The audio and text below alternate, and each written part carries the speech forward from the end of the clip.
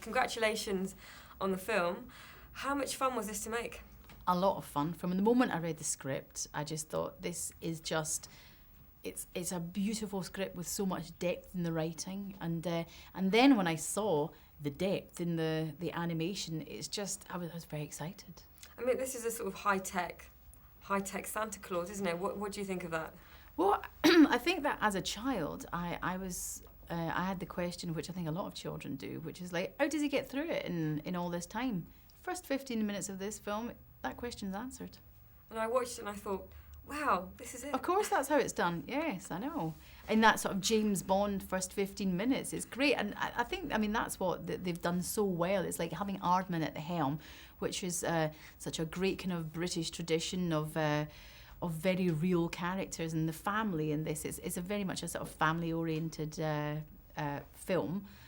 And they all kind of have little foibles and flaws, and like there's one that falls asleep, and there's one that's grumpy about Christmas, there's one that's excited about Christmas, and then there's Margaret Christmas, who just she's the backbone, really, I think. And there's something for everyone in this. Yeah, there is. It's not one of these films that you, as an adult, watch and go, oh, I want this one to be over. This is hard work. This one. There really is. I mean, there are lines in it that I think that you miss on the first viewing, and even details in the animation.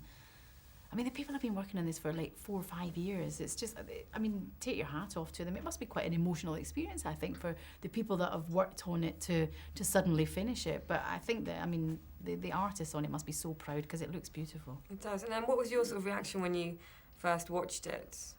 And did your child stay with you? No, he didn't. I thought he might be a wee bit small for sitting in the cinema. But it certainly has that kind of warm, muzzy Christmas feel, and a few people that I know that I've seen it, they were like, I got a wee wet eye at it, and then I got a wee wet eye at it.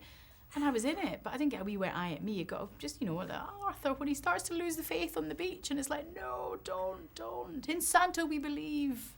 Exactly, same here. Tell me just briefly about your character, because she's quite a firecracker. Yes, Brian Shelfley from the rapping division is a wee elf who takes great pride in rapping and is very serious about her job, and she's the one that stows away. She's the one that actually finds the present when that's been left behind and reports it, and she stows away on the old archaic sleigh that belongs to Grandsanta that everyone thinks has been burned years ago, and down in the cellars he's still got his sleigh.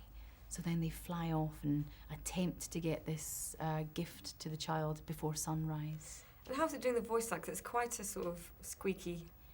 Well, it's quite a high voice, and it is sort of up there, but then what they've done is they've computer-generated it just a wee bit more, just to make it kind of even more squeaky. I think they sort of wanted a vague unity with some of the elves as well, and also the fact that I thought that she was little, so she's only has a little voice box, so she would have a little voice, like my 2-year-old son, who's also little with a little voice box.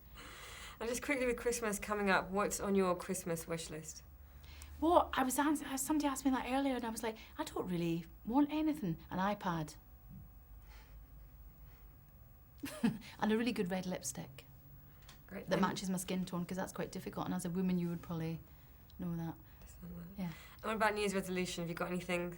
The what? New Year's resolutions. Do you have anything planned yet? No, do you know, I think that's just too much pressure. That's like people saying, I'm going on a diet, and you just want to eat cake. So I don't bother with the New Year's resolution thing. And just quickly, what kind of a Christmas shopper are you? Do you leave everything to the last minute? No. I like to get very organised and have everything organised and wrapped, and all the stuff that's in different countries sent. But there again, there's Amazon now, isn't there, which is a new thing. But I never used to like doing that, and my husband was like, why don't you just get things from Amazon? And I'm like, because I've got to walk around the streets, and it's got to be a bit of a struggle, and I've got to find the right thing in the right colour and the right shape. And then I get carried away, and then I realise I've got to send it to Britain or somewhere, and then it costs as much in the postage as it does. So I'll maybe just do Amazon this year. Probably easier, isn't it? And just sip your But then I won't be able to wrap it, and I quite like doing the wrapping. I like setting a wee evening aside and getting my wrapping paper, getting the mulled wine, getting a bit of Bing Crosby on, a bit of Christmas film or something, and wrapping the present. Exactly. I know.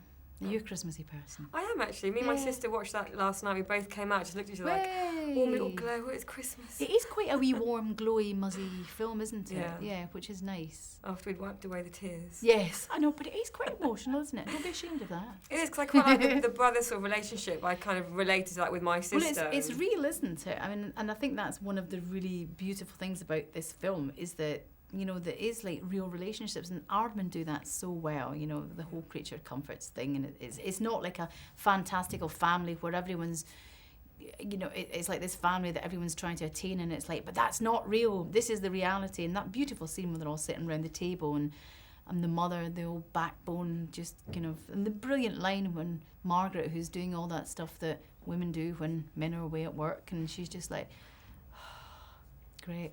I like the one where they said they wouldn't be able to teach women how to read. I know. Brilliant, thank you very much. Good to speak.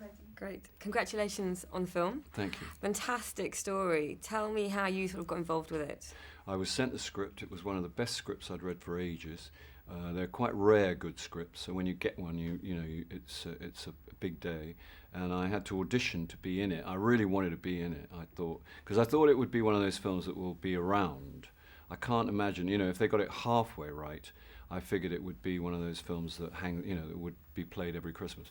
And I love working with Aardman. They're such great people to work with, and it's just a smart enterprise. You know, it's funny. It's not just, it's not just a way of trying to manipulate your money out of you. You know, it's a kind of real, honest attempt at making a Christmas movie.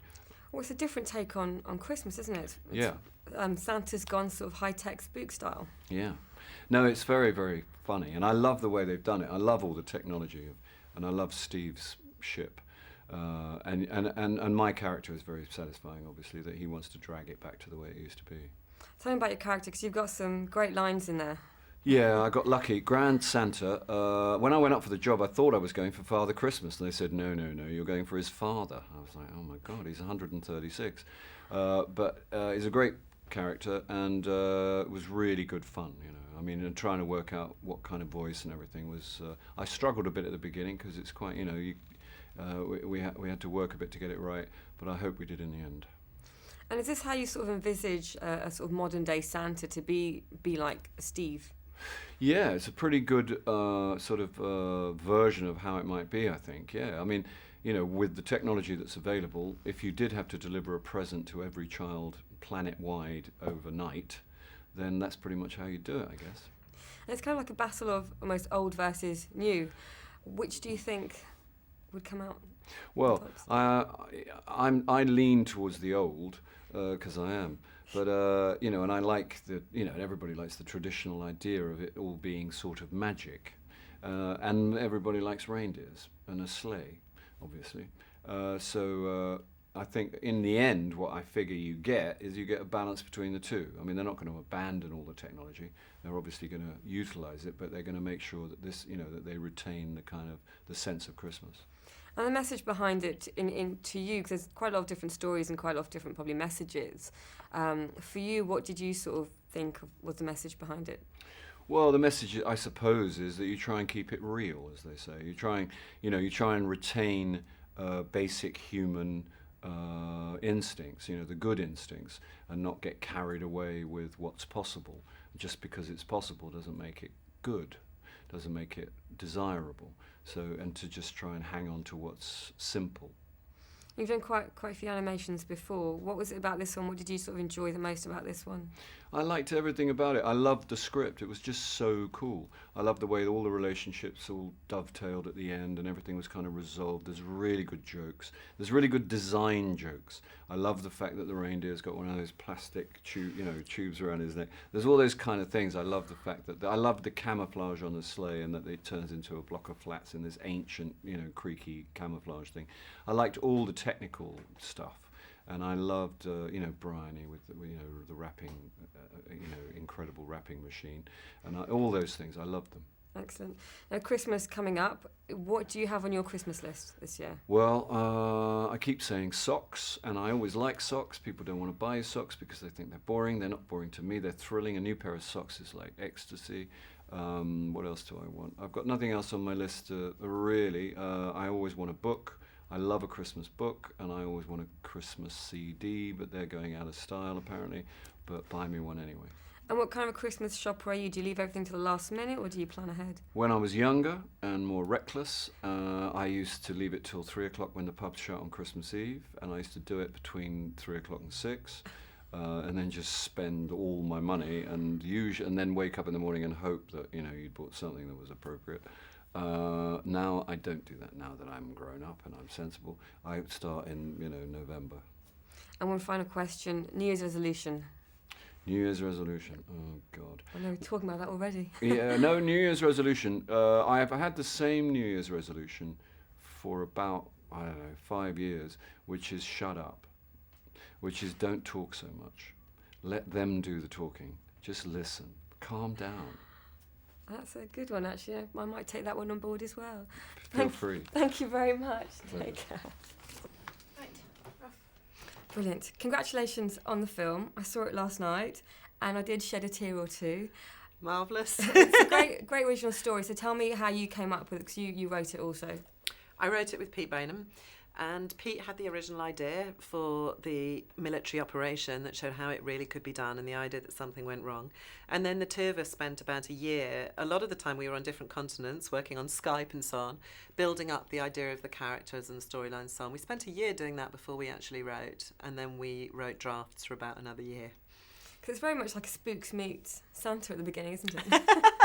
Well, kind of the Bourne Ultimatum mission. I was very Paul Greengrass inspired, actually. I wanted to make it look cool and shoot it in the style of movies that children really love and go and see. Sometimes animation almost feels like it belongs to another genre, and I really wanted to kind of marry the sort of live action that kids watch with animation. And it's got something for everyone in it as well, I found. It also does have the whole traditional Santa, sleigh, reindeer kind of snowy flying world, as well as the high-tech thing, so hopefully something for everyone. Now you've got a fantastic cast on board. How long did that take? We were well into, we had actually written various drafts of our script before we actually started casting, so the script was kind of very complete, and I think people firstly were attracted to Aardman, and secondly just completely bought into the idea of being part of this Santa dynasty, and we attracted all the people we wanted, which was great. And as this is your first sort of feature animation movie, how sort of hard was it for you to make the transition from TV to animation? From live action particularly. I think in a way it was very hard and very rewarding. I brought a lot of aspirations from live action, like the way that I wanted to shoot it, the fact that I directed the animators as if we were talking about emotional acting performances rather than the technicalities of animation. In some ways that probably drove the whole team mad because it was really difficult and challenging, and in another way they kind of loved it because it was something new to reach for. But they were very generous in carrying me through a lot of technical learning. And they said to me, look, we all know how to do our bits of the job. We need the vision and the story that pulls it all together. And what about sort of the characters in the film? Take us sort of through Arthur's journey, because there's sort of different stories going along there, but I guess the main one is sort of Arthur. Yeah, all of the characters have stories and journeys. It's kind of, I guess it's quite complex in a way on that level. But Arthur is someone who starts off really, at heart, he is a child. He's kind of 20 or so, but he loves Christmas like a child does. And because he reads all the letters that comes into Santa, he's in touch with how children feel about Christmas. And through the course of the movie, he has to grow up a little and realise that his family that he hero worships aren't maybe perfect. But he still rediscovers he keeps his conviction about the innocent joy and magic of Christmas all the way through to the end of the movie. He's an enthusiast. He's an idiot enthusiast, and there's something lovable about that. And I love the bit about the two brothers, because I watched it with my sister as well, and that really touched me at the end when he gives them the little Santa thing. So it's Christmas coming up. Tell us about your Christmas plans. Well, it's going to be the first Christmas, kind of post-Arthur Christmas, for about 5 years, which is kind of odd, but also glorious because I'm celebrating Christmas surrounded by the fantastic Christmas, the imagery of the film that's all around me. So. And is it a big family Christmas? Well, I had a child during the making of this movie, so she's 2, and this is the first time when Santa, you know, is going to mean something to her. Pete has a daughter who's 3 now, and when he was 2, he said to me, you know, at this age, Santa is like a rock star to a 2-year-old. So I'm kind of looking forward to that. Oh, excellent. And New Year's resolutions, I have to ask you, do you have any New Year's resolutions for next year? A long rest. I don't know. We only finished the movie about 2 weeks ago, so it's like an amazing 5-year roller coaster, and then suddenly it's out there in the world. And Arthur feels a little bit like my child that I'm letting to go out into the world, and I hope they treat him kindly. I'm sure they will. And do you have? Can you tell us about anything else? Have you started working on anything else at the moment, or We've been absolutely flat out round the clock for 4 years on this, so I have some ideas. It's hard to launch again on another animated movie because it takes such a long time, but it's also incredibly seductive. Brilliant. Well, can't wait to see what you come up with next. Thank you. Thank you very much. Thanks very much.